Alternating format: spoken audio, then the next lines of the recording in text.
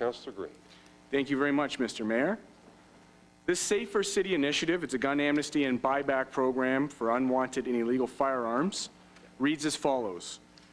Whereas reducing violent crime and enhancing community safety is a priority for the City of Hamilton, and whereas there has been a spate of recent brazen violent crimes, including, but not limited to, the midday shooting on Sunday, May the 17th, 2015, whereas a 2014 gun amnesty program organized by the Hamilton Police Service saw 374 guns and almost 20,000 rounds of ammunition turned into police, and whereas in the year 2000, a gun buyback program in Toronto turned in 2,000 illegal and unwanted firearms to police.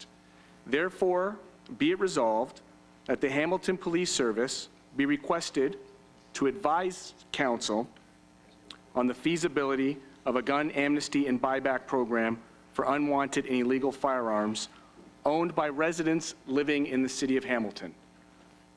So, Mr. Mayor, if I may now speak to that motion. There is a slight adjustment that is not to have the police report back. They don't report to Council. We'll ask that that report go to Hamilton Police Services, and then they advise Council based on their findings. Mr. Mayor, if I may, it's a little bit personal, but certainly the recent events of gun violence in our community serve as a reminder for why I come to work every day here at City Hall, and a direct reminder of why I registered as a candidate last year.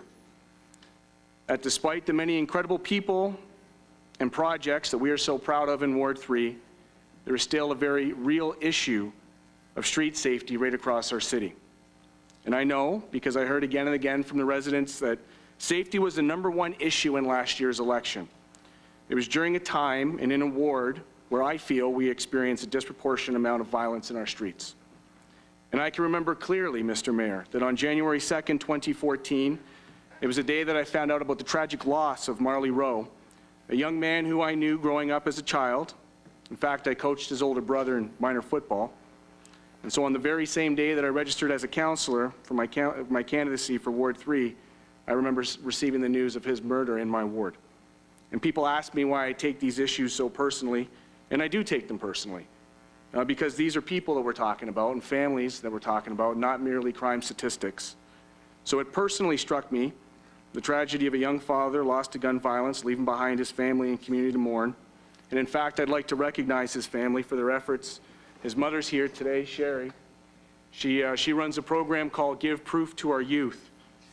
And she's attended here this evening to support this motion, and she'll be in support of my rally tomorrow, proud to be Ward 3. Sherry, I want you to know that we all mourn with you as a city when these senseless acts occur in our community. And I thank you for your ongoing work with youth anti-violence awareness. So over the course of the past year, we've seen incidents like this become more brazen.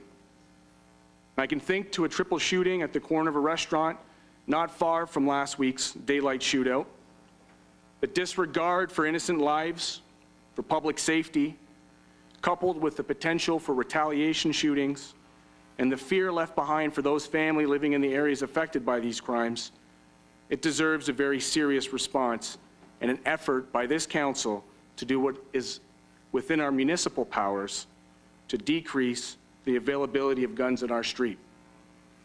And now I'd be proud to read in an article today, in fact, that the Hamilton Police Service under Chief DeCare is doing everything they can to bring justice to our community, with the recent announcement of a $50,000 reward leading to information on Marley Rowe's murderer. So as a council, we have a moral obligation to do the same. And I struggled with this, not knowing quite how to respond, to not know what steps as a municipality that we can take to lead our city towards a safer tomorrow. And I know that this motion has not come without its criticism, Mr. Mayor. I've heard it from the very few members of the public that criminals will not turn in their firearms, that taxpayers shouldn't be responsible for the buyback, that this is not a silver bullet to our gun violence problem. And to the few points that have been raised there, I'll concede that they're probably right. Criminals will not turn in their firearms and this will not solve our gun violence problem overnight. But what we can do with this motion is reduce the likelihood of these unwanted and illegal guns from getting into the hands of these very same criminals, resulting in the types of brazen daylight shootouts that we experienced last week. So respectfully, to the critics, where do you think these street guns come from? I will be clear that this motion has nothing to do with law-abiding and licensed gun-owning residents of Hamilton, who have done everything they can to have secure care and possession of their firearms.